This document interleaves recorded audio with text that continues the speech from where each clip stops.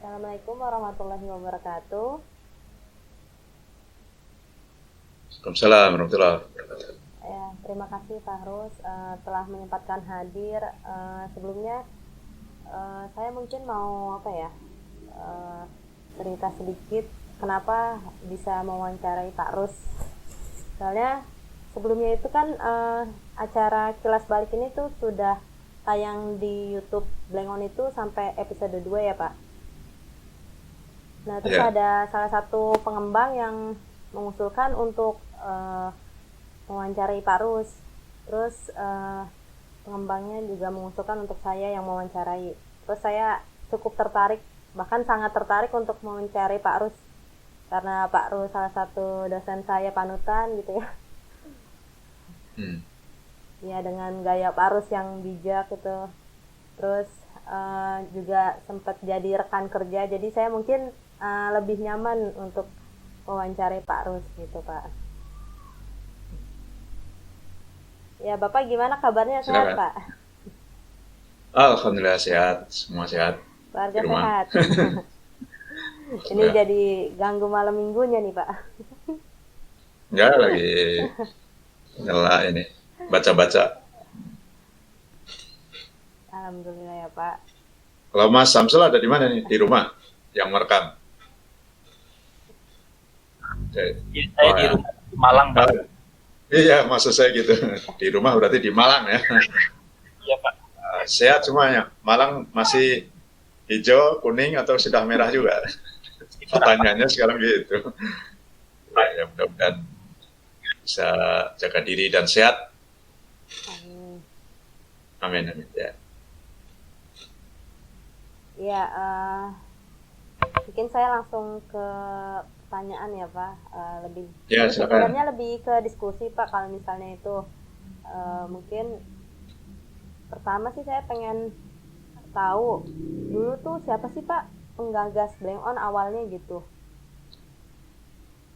Terus siapa penggagasnya, siapa pendirinya. Terus kenapa Bapak pengen terjun atau pengen ikut kontribusi sebagai pengembang Blank On gitu Pak? Ya, langsung jawab ya. Iya silakan Pak. Lebih kayak diskusi jadi kayak tektok gitu sih Pak. Ya, itu pada tahun 2004 ya, seingat saya ya. Mm-hmm. 2004. Tapi jauh sebelum itu, tahun 2020 apa ya? 2000 tahun 2000 itu kan ada ide untuk Uh-uh. buat apa? Majalah waktu itu ya. Terus kemudian 2001 itu terbitlah pertama majalah Info Linux. Nah, berjalannya majalah itu banyak pertanyaan gitu, banyak pertanyaan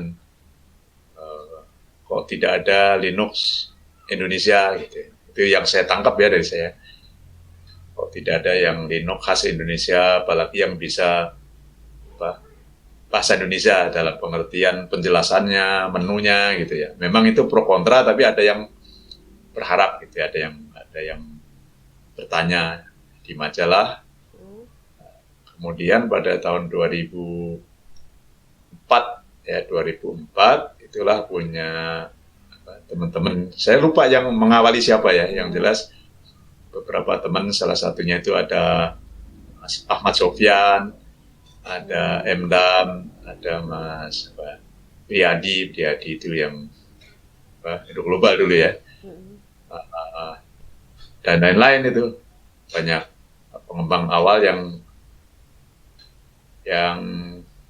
apa istilahnya apa sih, menyemangati untuk membuat Linux versi Indonesia.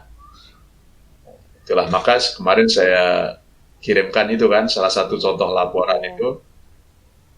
Awalnya grupnya itu namanya Nusa Linux ya, ide awalnya itu seingat saya dari Pak Ahmad Sofyan ya, atau Emdam saya lupa, pokoknya di antara itu Pak Emdam, Ahmad Sofyan, atau siapa waktu itu ya, yang yang apa itu desainnya itu, saya lupa namanya ya. Jadi mulai kita memikirkan nama, kemudian logo gitu ya, desain logo. Nah, barulah disepakati, udah kita turunkan dari Fedora waktu itu gitu ya, menurunkan dari Fedora karena yang populer waktu itu memang Red Hat sebelumnya. Jadi Red Hat populer, kemudian Red Hat tidak tersedia secara bebas lagi gitu ya. Yang bebas adalah Fedora, maka kita buat turunan Fedora. Karena Red Hat sangat populer, pakai logonya topi merah itu ya, Red Hat topi merah. Nah, kita ikut-ikutan lah gitu ya, biasa ya, kita memudahkan ide. Oh ya, kita cari topi yang khas Indonesia. Oh, makanya tercetus Blank On ya Pak. On ya. Jadi kalau ditanya alasannya tadi kalau dari sisi saya ya supaya teman-teman itu terbiasa gitu berlatih dalam membuat software secara bersama ya. Nah, yang paling mudah waktu itu ya, paling mudah secara teknis maupun secara pemasaran ya. Mengenalkannya lebih mudah itu sistem operasi, distro gitu kan. Daripada misalnya membangun Office sendiri itu sangat kompleks. Gitu. Karena distro itu banyak apa istilahnya metode yang mudah menurunkan istilahnya apa ya? Ya turunan, membuat turunannya gitu ya, variasi.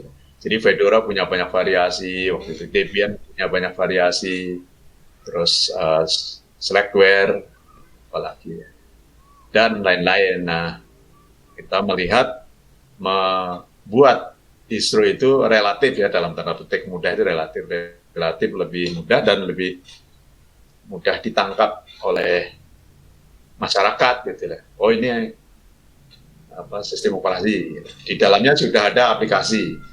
Karena kalau distro Linux kan kelebihannya di situ kan, begitu membangun distro itu sistem operasi dan aplikasi macam-macam bisa dijadikan satu CD. Waktu itu kan hanya CD idenya. Jadi alasannya lebih ke sana sih. Alasan yang umum ya.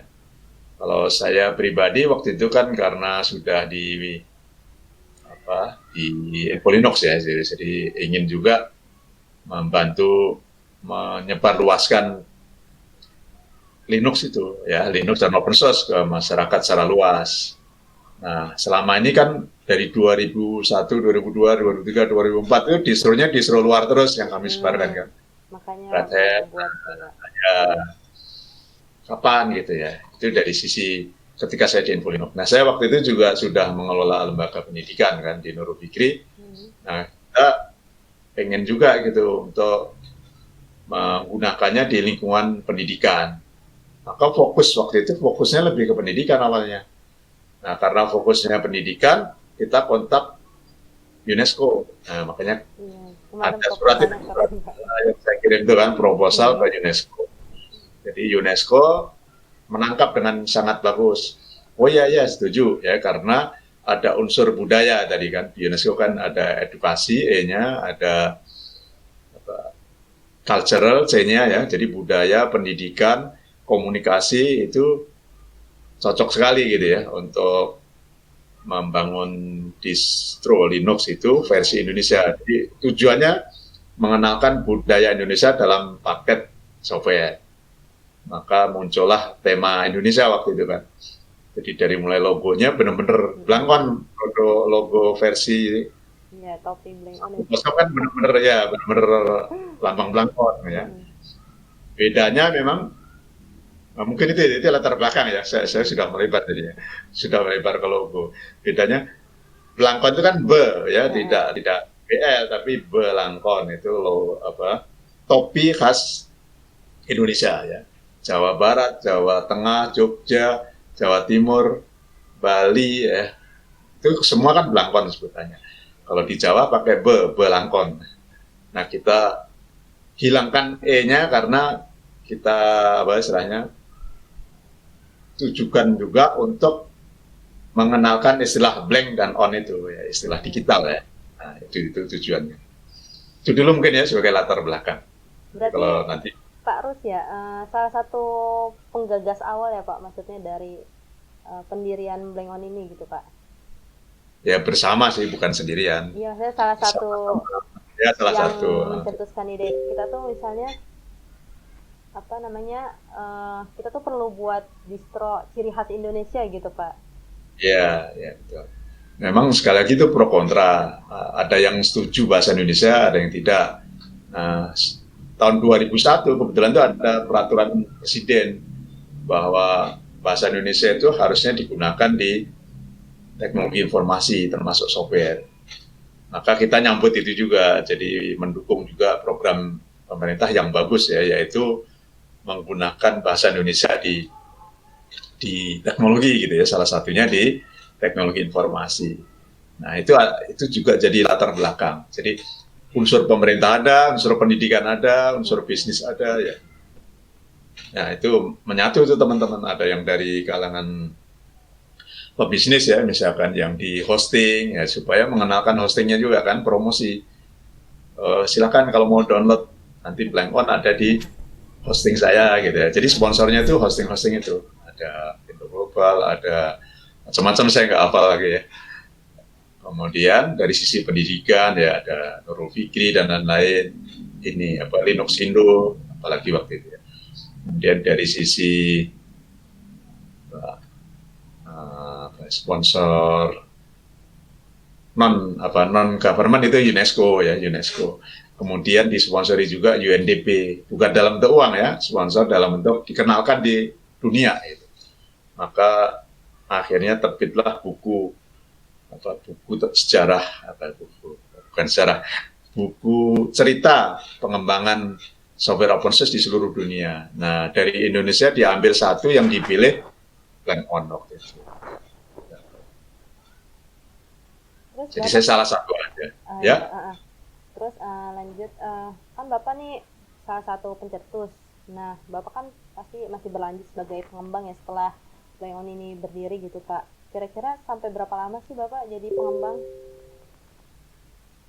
Ya, saya pengembangnya lebih ke tester, ke itu aja dulu. Dulu kan belum terstruktur ya secara bagus ya. Dan lebih utama lagi saya sebenarnya dari sisi cari sponsor ya. Istilahnya kalau sekarang apa namanya itu ya? Humas kali ya Pak? Ya, humas. Lebih dari sisi kehumasan, mengenalkan ke pemerintah, ke UNESCO, ke UNDP. UNDP itu organisasi PBB di bidang pembangunan ya. Pembangunan. Dan juga ke LSM lain. Makanya sponsornya dulu ya dari berbagai kalangan itu.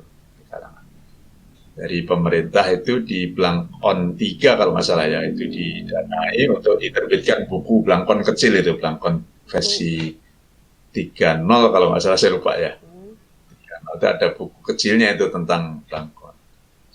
Jadi itu istilahnya ya lebih ke humas, lebih ke pengompor aja ke humas. Berarti Bapak jadi pengembang sampai di Blank On 3 atau bagaimana Pak? Saya lupa sih kalau di kehumasan itu sampai Blank On berapa, saya lupa ya. 7 atau 8. Berarti cukup lama ya Pak? Ya, yang sudah benar-benar tidak banyak tahu saya di 9, di 10. Kan Surabaya Pak ya, sudah mulai kurang. Nah, Bapak kan jadi pengembang, kira-kira Bapak merasa mendapatkan manfaat atau keuntungan dari join atau mengembangkan Blank On ini nggak sih Pak? Oh, sangat banyak ya. Karena kan kita punya pengalaman di situ ya, punya tambahan ilmu, pengalaman, jaringan itu maksudnya teman-teman ya, teman-teman.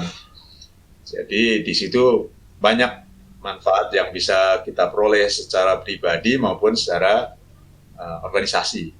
Karena saya waktu itu kan mewakili majalah Info Linux juga, mewakili Nurul Fikri juga. Jadi secara organisasi diuntungkan gitu ya. Karena Info Linux akhirnya menerbitkan buku kecil itu Blank On. Kemudian di salah satu majalahnya edisinya itu ada Blank On gitu ya.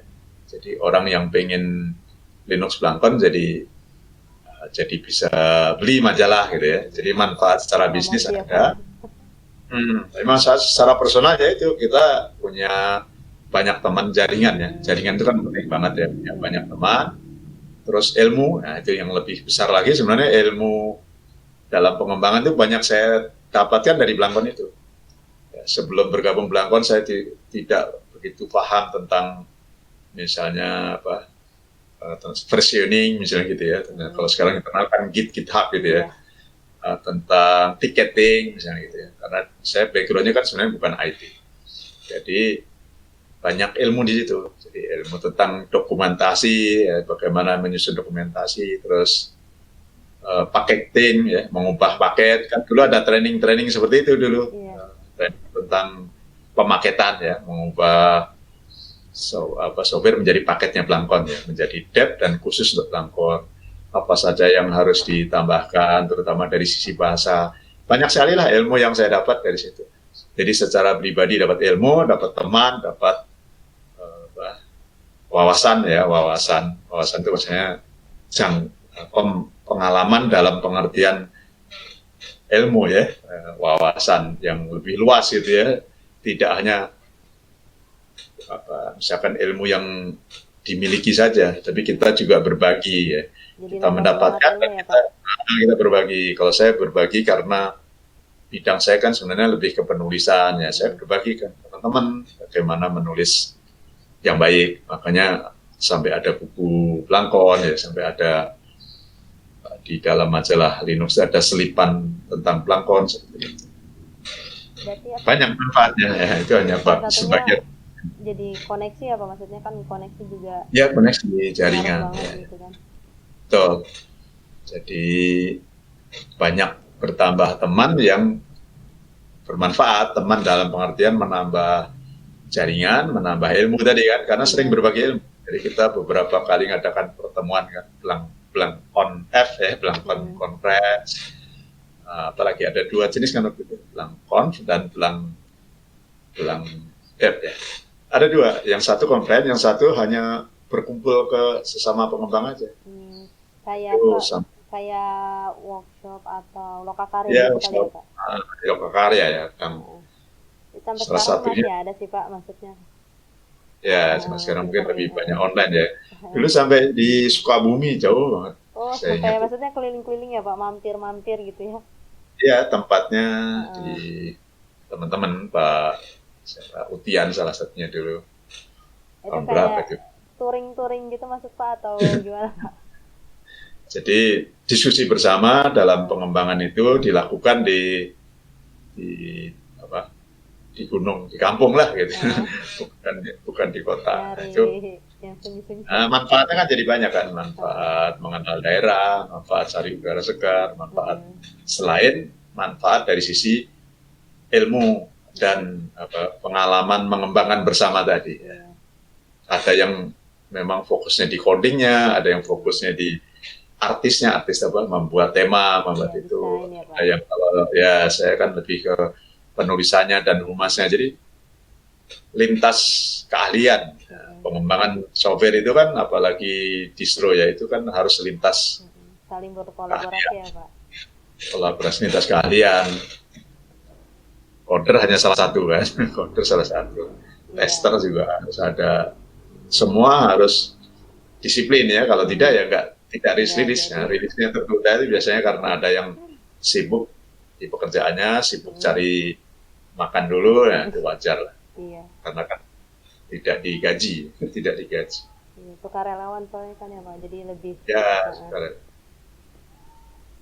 Nah, tadi Bapak udah jelasin tuh. Jadi banyak banget sih, Pak, ya, manfaatnya. Saya juga rasa sih sekarang, maksudnya jadi lebih banyak koneksi juga, Pak, gitu kan. Terus ilmu, saya salah satu sekarang lagi kelas lokakaryanya. Saya lagi ngikut kelas GitHub gitu ya, Pak.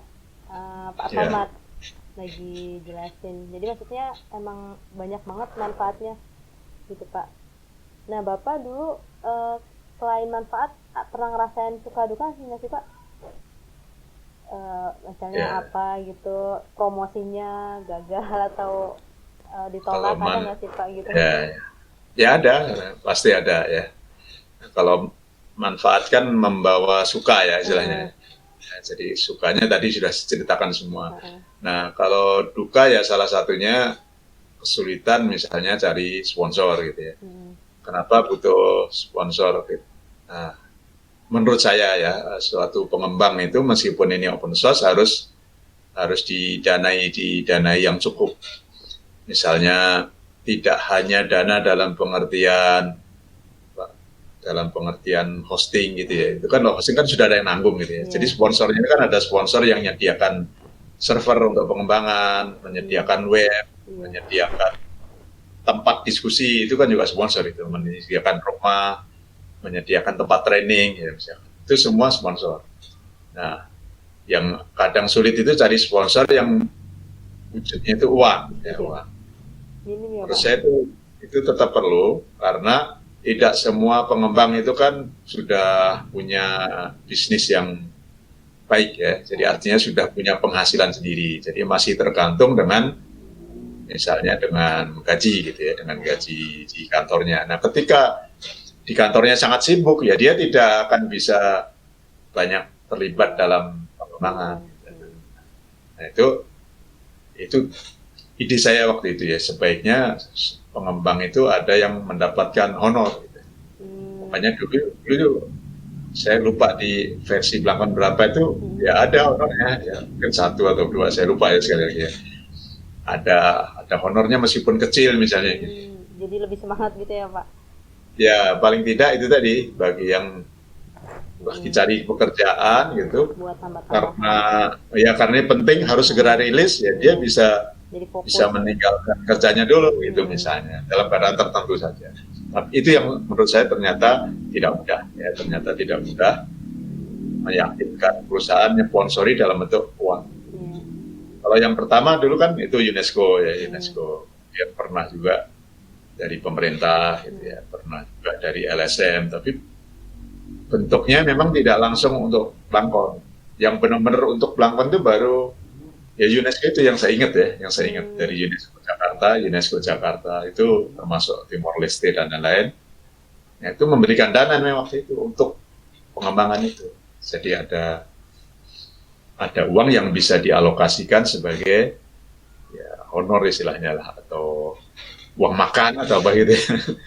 Artinya membuat semangat lebih tinggi.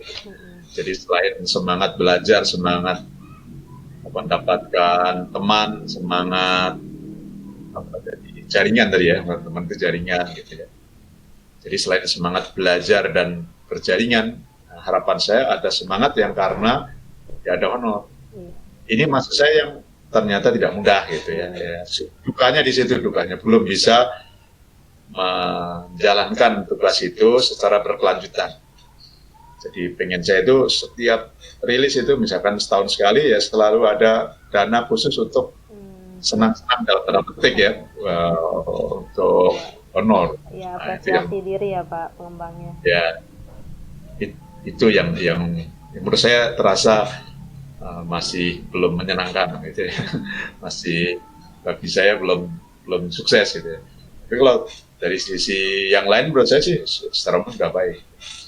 Nah mungkin karena itu ya, karena tidak bisa itu jadi kadang mundur lama ya, karena semua pengembangnya sibuk. Tidak ada pengembang yang khusus. Nah, pengen saya tuh ya harapan ya waktu itu ya. Paling tidak ada satu orang tuh benar-benar digaji gitu.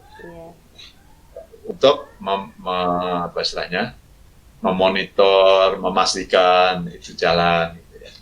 Kalau yang lain-lain sukarelawan nggak apa-apa, tapi ada satu, nah itu yang masih belum. Mungkin sampai sekarang kelihatannya belum gitu ya, teman-teman juga kesulitan. Tadi Bapak kan lebih ke humas ya Pak, tadi buat sponsorship salah ya, satu di awal-awal gitu. Cukup sulit gitu Pak. Nah Bapak kan tadi salah satunya bisa tembus ke UNESCO dan yang lainnya, itu tips atau triknya biar misalnya nanti tim humas yang sekarang gitu Pak buat nyaris. Ya betul. Itu penting itu.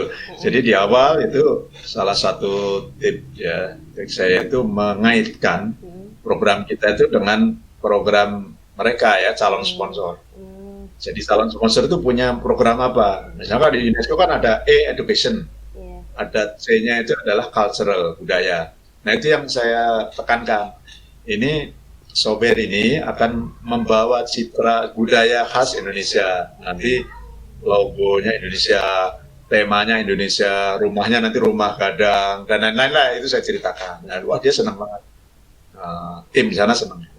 Terus bahasanya bahasa Indonesia, bisa bahasa Inggris juga bisa, tapi ada bahasa Indonesia. Nah waktu itu belum ada sistem operasi yang bahasa Indonesia. Nah, jadi kita yang ngawali pertama. Nah itu senang banget UNESCO. Nah itu contoh ya, dia punya program memang edukasi. Nah kami ceritakan ini disuruh nanti akan kami fokuskan ke masuk sekolah-sekolah. Maka pada tahun 2008, saya lupa ya, 4 tahun atau 5 tahun setelah rilis pertama itu, kita ada kegiatan roadshow ke seluruh Indonesia, ke 20, waktu itu berapa, 30 provinsi ya, 33 provinsi ya. Nah, roadshow keliling, bukan saya keliling, jadi kita buat grup, kemudian di setiap provinsi itu ada perwakilan. Nah, jadi keliling perwakilan, itu pengembang ya Pak, lebih ke pengembang ya dibagi-bagi. Ya bukan memang humas. Humas. Jadi di setiap provinsi itu di ibu kotanya, misalnya saya hanya datang dibagi-bagi ya Pak. Di yang paling timur apa, yang dekat Timor Leste itu di Kupang ya. Saya dapat tugas di Kupang karena waktu itu yang di Kupang tidak ada, jadi kita harus ada yang datang dari Jakarta. Jadi ada yang datang ke Kupang, saya kebetulan ada yang disebar itu, ada banyak teman-teman sukarelawan dikirim ke targetnya ya semua provinsi, tapi waktu itu tidak sampai semua provinsi untuk mengajarkan Blangkon itu ke guru, ke siswa gitu ya. Itu salah satu hasilnya bahwa Blangkon itu mulai diterima di kalangan pendidikan. Jadi E-nya tadi yang cita-cita awal education dari UNESCO itu ada hasilnya. Nah, itu. Jadi siapa yang danai waktu itu sudah bukan UNESCO lagi. Kalau nggak salah Kementerian Pendidikan. Jadi dananya dari Kementerian Pendidikan. Jadi Kementerian Pendidikan kita ada dana untuk melatih guru-guru di seluruh Indonesia. Nah, kita mengusulkan, kami latih tentang Office ya, Open Office 2008 Open atau sudah LibreOffice ya lupa ya. Tapi intinya mengenalkan aplikasi perkantoran yang gratis dengan sistem operasinya Blangkon. Nah itu contohnya itu 2008 atau 2019 saya lupa persisnya karena saya juga sedang baca ini komputer.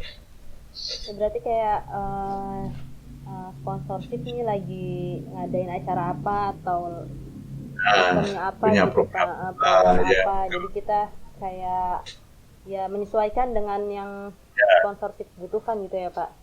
Betul. Satu lagi contoh itu tadi kan tip ya, salah satu tipnya di salah satu kementerian. Tadi Kementerian Pendidikan kan education, berarti kita ngajarkan tuh Blangkon ke sekolah. Nah Kementerian Ristek waktu itu ada dana untuk menyebarluaskan publikasi open source. Maka saya usulkanlah, kita cetak buku ya sebanyak berapa ribu itu buku Blangkon sama CD-nya. Jadi pembuatan CD dan buku Blangkon itu didanai oleh Kementerian Ristek. Gitu.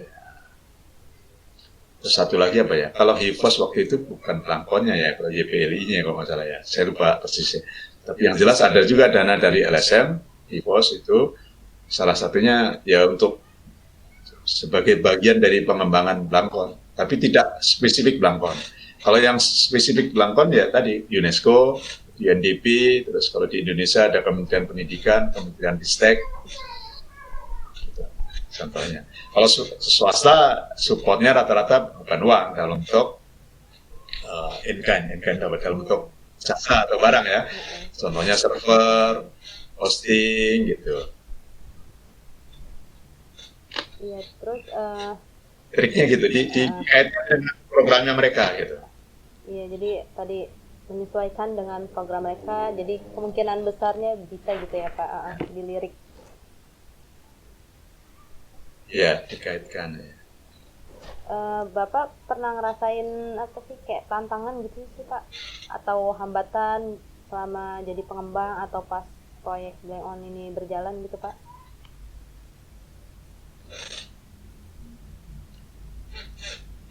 Ada ya salah satunya itu kalau secara tim bersama ya, artinya saya juga ikut merasakan sulitnya itu adalah konsistensi untuk rilis ya. Misalnya kita pernah sepakat ya di awal-awal rilis tahun 2 kali, terus diubah setahun sekali.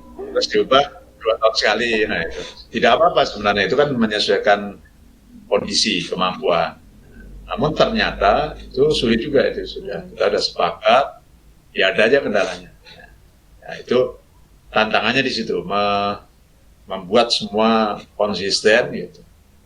Memang saling terkait sih, ya salah satunya tadi karena kesibukan, karena tidak ada yang full di situ, tidak ada yang digaji, itu menurut saya salah satu kendala, jadi tantangan yang masih harus kita hadapi kalau mau serius. Kalau saran saya ya, itu tadi, jadi ada yang dari sponsor, dan sponsornya kalau bisa ada yang bentuknya itu uang gitu ya, untuk menggaji meskipun kecil satu orang yang menjaga, apakah dia jadi project rilis manager atau apalah namanya, tapi intinya ada yang jaga gitu, menjaga agar konsisten. Misalkan 2 tahun sekali kita rilis. Nggak molor ya Pak? Itu tantangannya. Nah pada saat Bapak jadi pengembang itu kondisi Blank On tuh lagi kayak gimana Pak? Ya kalau dari 2000 dari berdiri pertama 2005 sampai 2010 itu kan relatif lancar ya, masih mundur-mundur sedikit. Nah baru mulai berat ya tahun berapa ya, saya lupa ya, setelah mulai yang mundurnya agak lama itu 9 ya, saya lupa ya, 9, 10 katanya. 9 dan 9 ke 10, 10 ke 11 ya, berarti 10 dan 11 ya, terakhir 11 kan ya? Iya Pak, masih 11. 11 ya. Jadi terberatnya di situ. Tadi apa pertanyaan yang terakhir? Kondisinya mungkin Pak pada saat itu tuh lancar aja. Oh iya ya, yang di awal-awal kan bagus itu karena pengembangnya mayoritas waktu itu kan masih muda-muda, belum sangat sibuk dengan pekerjaan. Bahkan banyak dari kalangan mahasiswa ya, bahkan siswa ya. Salah satu pengembang kan yang di Bali itu siapa itu kan masih anak SMA waktu itu, masih SMA, mahasiswa gitu. Nah setelah pengembang awal itu yang awalnya mahasiswa itu bekerja sangat sibuk, kan nggak bisa. Nah, regenerasi kalau menurut saya ya, ini saya merasakan masih belum bagus tuh regenerasi. Jadi regenerasinya tidak mulus. Jadi tidak banyak mahasiswa yang serius seperti yang awal itu gitu. Karena entah mengapa gitu ya. Jadi tidak mulus ini pergantiannya. Kalau menurut pandangan saya ya. Jadi kalau salah ya koreksi atau memang beda melihatnya. Kalau saya melihatnya regenerasinya tidak mulus, sehingga akhirnya yang awalnya setiap tahun bisa, kemudian jadi 2 tahun, dan terakhir ini sudah sudah berapa tahun gitu ya tidak rilis karena regenerasi. Nah Bapak sendiri setuju nggak sih Pak kalau ada istilah pensiunan Blank On atau pensiunan pengembang? Kalau pengembang kan karena itu sukarelawan dan tidak digaji dan tidak dikontrak ya, menurut saya nggak ada istilah itu. Jadi sewaktu-waktu orang itu bisa ikut gabung, kemudian tidak ikut lagi, itu kan sering terjadi di Blank. Aktif, terus dia hilang, kemudian aktif lagi. Nah, sebenarnya tidak masalah selama ketika dia tidak aktif ada yang menggantikan. Jadi, saya tidak aktif, sudah ada yang ngelit ya sebagai proyeknya ya, nggak ada masalah menurut saya selama ada yang gantikan. Jadi menurut saya tidak ada istilah pensiunan. Teman-teman yang dulu itu kalau mau bergabung ya bisa, karena informal kan, karena tidak terikat dengan kontrak. Beda dengan misalnya pengembang di seluruh dunia, itu kan ada sponsor perusahaan, misalkan OpenSUSE ya ada perusahaan SUSE temannya gitu. Kalau Ubuntu ada Canonical, kalau Fedora ada Red Hat, dan lain-lain. Semua itu ada perusahaan induk. Nah, kita kan nggak ada ya Pak? Belum sampai sana. Belum sampai sana. Jadi masih sangat terbuka, orang keluar masuk. Maka istilah itu kalau menurut saya belum tepat di kita.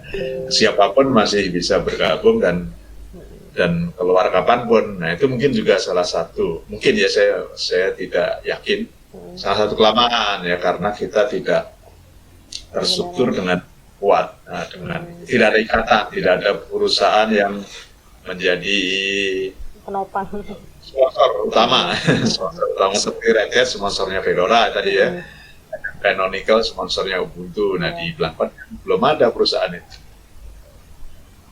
Jadi Pak Rus lebih karena itu ada lebih keluar masuk, kalau emang terjun atau misalnya udah cukup nanti keluar, jadi istilah pensiunan itu kayak belum cocok ya Pak?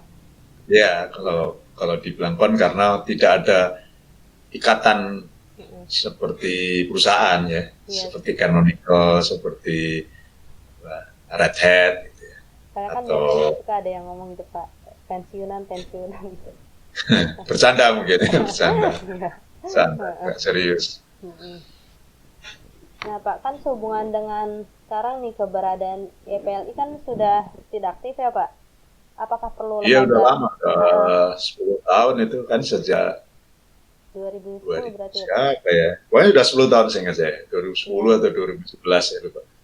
Nah, apa perlu nih lembaga formal berbadan hukum untuk mengisi organisasi Blank On, atau cukup Blank On itu komunitas aja Pak? Gitu. Nah itu menurut saya perlu dibicarakan oleh tim sekarang ya, tim pengembang. Tim pengembangnya sebaiknya merumuskan, sepakat gitu ya, merumuskan apakah mau menginduk itu ke organisasi atau bebas seperti ini yang sudah sekitar 10 tahun, atau menginduk ke organisasi tertentu. Organisasinya bisa apa aja. Contohnya kalau Ubuntu kan organisasi induknya Canonical gitu ya. Kalau Fedora kan organisasi sponsor ya, pengertiannya itu aja, sponsor utama yang itu adalah Red Hat misalnya gitu ya. Terus kemudian apalagi ya, itu semua ada gitu ya kan, semua ada organisasi yang melindungi gitu secara legal dan formal ya. Kita sih legal, tapi kan kita informal. Kalau legal formal itu tidak melanggar hukum, tapi secara formal bisa berlaku. Pengertian formal itu misalnya gini, punya rekening bank itu namanya formal gitu ya. Formal kalau di Indonesia itu kan punya NPWP, punya SIUP atau jadi bukan pribadi ya Pak? Ya sekarang punya NIB, nomor induk berusaha ya formalnya. Jadi formal seperti itu. Bentuknya apa saja tidak penting kan, bentuk badan hukum itu kan bebas kan di Indonesia kan. Mau yayasan boleh, mau koperasi juga boleh. Ya, misalnya sepakat koperasi gitu, saya boleh ikut jadi anggota misalnya gitu ya. Saya jadi anggota Koperasi Blangkon. Jadi Koperasi Blangkon adalah koperasi yang menjadi induknya pengembang Blangkon. Ya. Jadi nama organisasi atau itu menurut saya tidak terlalu penting. Yang lebih penting sebenarnya organisasinya itu formal. Kalau menurut saya tetap perlu gitu ya, sponsor yang organisasinya formal. PT boleh, koperasi boleh, yayasan boleh, perkumpulan boleh, tapi dia legal formal supaya nanti ketika ada bantuan, misalkan ada bantuan dari pemerintah gitu ya, nah jadi transfernya jelas, misalnya uang, karena kan biasanya pemerintah dan lain-lain itu tidak mau transfer ke nama, ke perorangan tidak mau ke pribadi. Nah itu menurut saya tetap perlu. Nah diskusi saran saya ke teman-teman pengembang nih, jadi diskusi menentukan organisasi apa nih yang akan menjadi induknya. Bisa ke organisasi yang ada juga boleh. Ada PT yang mau jadi sponsor, ya nggak masalah menurut saya, asal sesuai dengan visi misinya teman-teman pengembang gitu. Jangan sampai bentrok ya, jangan sampai bentrok. Ada kesepakatan. Membuat organisasi baru boleh juga, kan nggak mahal. Koperasi itu murah. Kalau koperasi ya, kalau PT agak mahal. PT kan 8-10 jutaan. Koperasi murah. Nah, yang manapun kalau mau ya saya sebagai orang tua siap bantu lah, siap bantu. Misalkan kalau koperasi itu, berarti butuh anggota yang iuran, ya saya mau jadi anggota.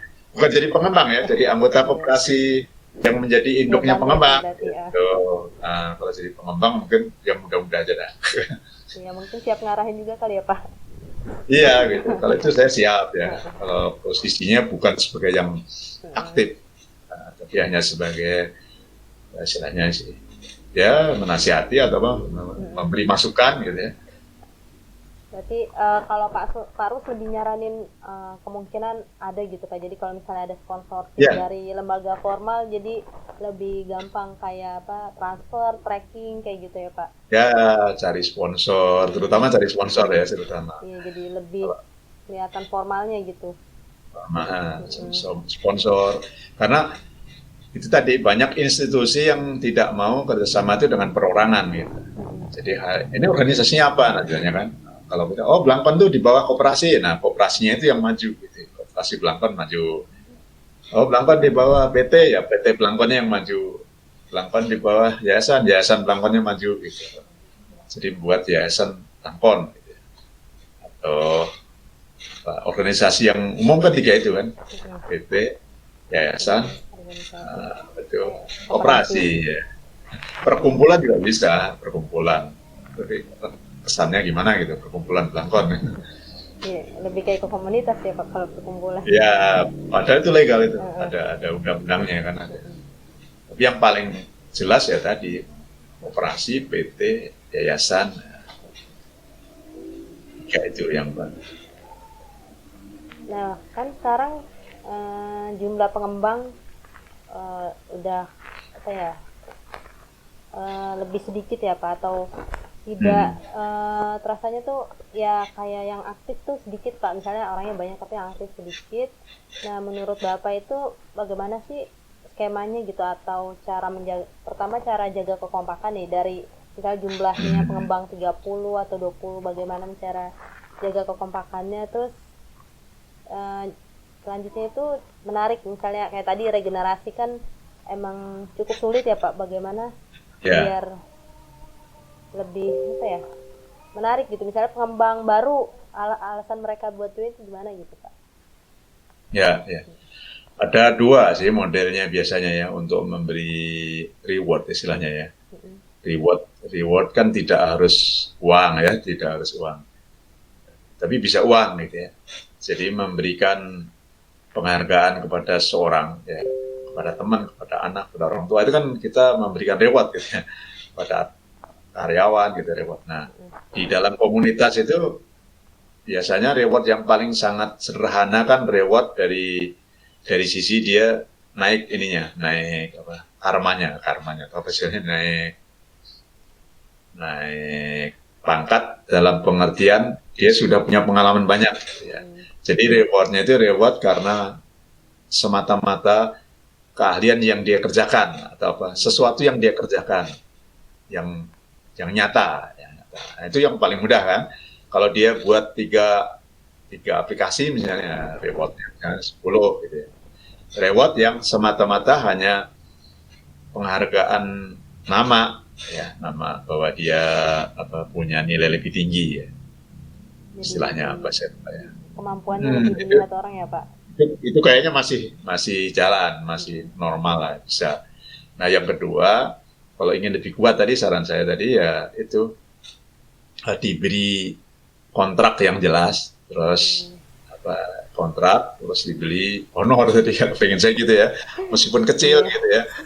Jadi dia akan terikat secara ini, meskipun bedanya dengan ini ya, meskipun tidak besar, bedanya dengan karyawan biasa. Kalau karyawan biasa itu kan Anda kerja ya sehari 6 jam gitu ya, sehari 6 jam, sebulan berarti digaji misalkan 5 juta gitu ya. Nah, kalau itu kan kontraknya itu fix banget, kaku ya. Nah, ini bisa lebih cair, jadi bukan target sehari berapa jam, pokoknya target Anda menyelesaikan ini ya, menjaga servernya jalan, atau aplikasi yang akan kita buat, paket yang akan kita buat misalnya jumlahnya 100, Anda pastikan yang 100 nanti jalan gitu ya. Waktu terserah, mau malam, mau pagi, mau siang gitu ya.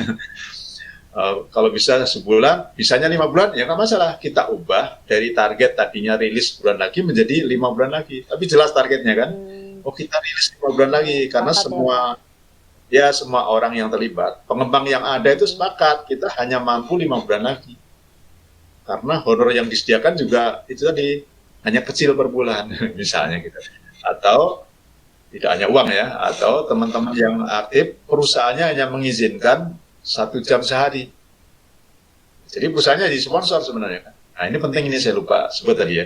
Perusahaan itu sebenarnya jadi sponsor tidak selalu dalam bentuk fisik ya, berupa server, berupa uang, tapi juga dalam bentuk SDM. Jadi orang yang dilibatkan di Blangkon itu kalau bisa itu atas penugasan SDM, atas penugasan kantornya. Kantornya itu tahu itu loh bahwa dia terlibat. Artinya kantor itu nyumbang kepada Blangkon, nyumbang berupa tenaga. Misalnya sehari 1 jam, misalnya 1 jam aja sehari, itu besar nilainya. Karena dia kan kerja harusnya 8 jam, hanya 7 jam di kantor kan. Jadi fokus. Jadi dia kalau sehari dia harusnya mendapat 400.000 gitu ya, berkurang 1 jam dia dikurangi seperlapannya berapa? 50.000 kan. Jadi dia hanya 350.000 menghasilkan untuk perusahaan. Berarti perusahaan itu nyumbang ke Blangkon 50.000 sehari. Karena mengurangi jam itu. 50 sehari kali 20 berarti 1 juta itu perusahaan itu. Kalau diuangkan ya, berarti dia menjadi sponsornya Blangkon dengan dana setara uang 1 juta. Karena karyawannya kerja 1 jam sehari di Blangkon. Nah, ini contohnya gitu. Dibuat klubnya Pak. Betul. Berarti dia dihargai oleh perusahaannya sebagai kerja di Blangkon itu. Bukan sebagai main-main. Bukan main-main. Bukan hobi saja. Hobi yang bermanfaat karena membawa nama perusahaan. Jadi dia masuk ke Blangkon itu membawa nama perusahaan. Nah, dulu saya coba begitu juga. Jadi teman-teman mewakili ya. Jadi masing-masing itu mewakili perusahaannya otomatis dicantumkan sebagai sponsor Blangkon. Jadi terlihat maksudnya ada sponsornya banyak ya Pak ya. Karena perusahaan-perusahaan. Sponsor ya, betul. Sponsornya dalam bentuk melibatkan karyawannya. Meskipun hanya kalau 1 jam sehari kebanyakan, misalkan hanya 5 jam sebulan atau 10 jam sebulan, terserah aja, karena ini kan kita tidak terlalu kaku, tapi terstruktur gitu, tidak kaku tapi terstruktur itu diukur setiap pengembang itu mengukur, oh saya bisa hanya setengah jam sehari atau langsung dikumpulkan saya hanya bisa 4 jam seminggu, nah misalnya gitu ya, kan bisa. Jadi komitmennya itu jelas itu jumlahnya jam. Kira-kira ya kan tidak harus persis. Nah, tadi kan biar lebih terstruktur itu perlu kayak apa sih Pak? Hitam di atas putih misalnya saya bersedia gitu Pak, atau gimana Pak biar lebih. Ya, menurut saya gitu. Sebagian begitu. Jadi pengembang inti tadi misalnya, kan tadi sebagai contoh kan ada 30. Tidak harus 30-nya semuanya. Misalnya setiap ya Pak, misalnya koordinator misalnya, atau di dalam tim itu ada satu yang Anda menjadi kayak istilahnya apa ya, sekretaris harian ya, pelaksana harian gitu ya. Pimpinannya malah nggak bisa, misalnya pimpinannya orang bebas sama sekali misalnya ya. Dia hanya bisa mengontrol dari manapun, waktunya tidak bisa ditentukan. Tapi ada satu orang yang bisa ditentukan itu. Setiap saya masuk ke tim ini, saya setiap minggu akan komit 5 jam, nah misalnya saya sehari seminggu, karena dia belum menikah bisa itu sehari seminggu. Jadi saya satu hari Sabtu saja saya hanya untuk Blangkon, karena yang Senin sampai Jumat kerja, yang Minggu jalan-jalan. Sekarang nggak boleh jalan-jalan ya. Artinya yang Minggu santai, yang Sabtu Blangkon, yang Senin sampai Jumat kerja misalnya. Ini hanya sekadar contoh ya, tapi jelas itu terukur gitu. Kalau saya dulu begitu mengarahkan ya, mengajak teman-teman begitu. Jadi kita alokasikan waktunya. Misalkan saya ngalokasikan untuk Blangkon setiap hari 1 jam, ngetes, coba gitu. Jadi pasti saya 1 jam atau 2 jam itu pasti ngoprek gitu kan. Nah, jadi terjaga. Nah, itu saran ya, saran untuk teman-teman sendiri yang lebih tahu nanti yang mana yang cocok. Iya Pak. Bapak maksudnya kan sekarang lagi pengembangan yang versi 12 ya Pak, versi 12 ya. Kira-kira Bapak pas apa ya namanya? Bentar Pak.